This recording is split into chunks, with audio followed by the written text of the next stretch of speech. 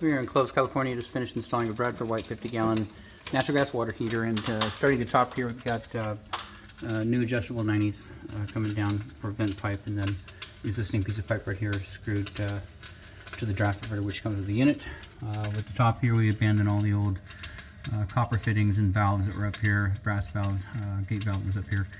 Brand new adapter, and then of course brass valve, brass nipple, Falcon stainless steel connector over the tank, brass extension. And same thing over here on the hot side, no valve required, but soldered an adapter on Falcon stainless steel connector down to a brass extension. Relief valve, safety valve here is for pressure and or temperature. If that builds up too much pressure and or temperature builds up in the tank, this will pop off and drain. And then you've got galvanized nipple dielectric union over to copper right here. We're not going to pop it off because existing installation, the pipe is piped down the wall, and it's sitting down here against sheetrock about floor level, and so it'll make it get everything wet, you know, if we pop it off there.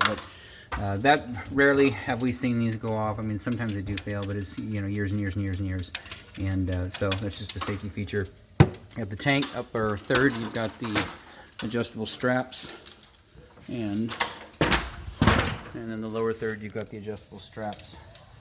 Here you've got your model number, serial number, it's URG 250T6N 50-gallon water heater.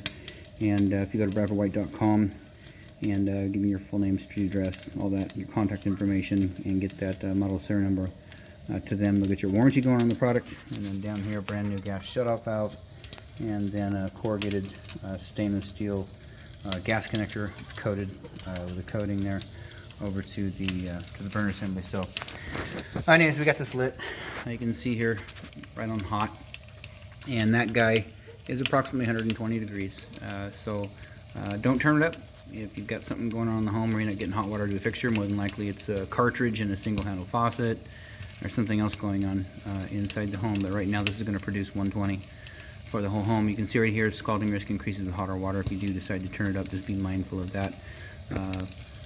A130, B140, C150, very hot 160. So B130, 30-degree burns in 3 seconds. Toddlers, infants with very thin skin, 1 second, going to the hospital. So, like I say, be mindful of that. Give you a couple pieces of plywood down here on top of the platform.